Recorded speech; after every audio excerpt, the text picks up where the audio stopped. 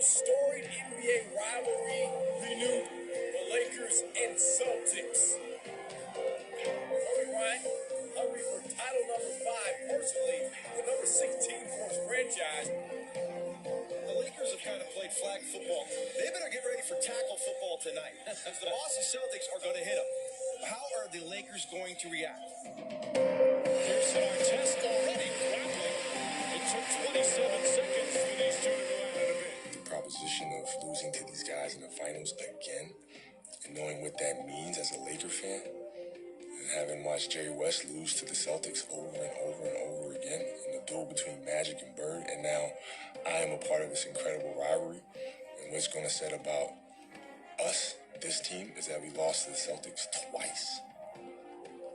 No, I don't think so.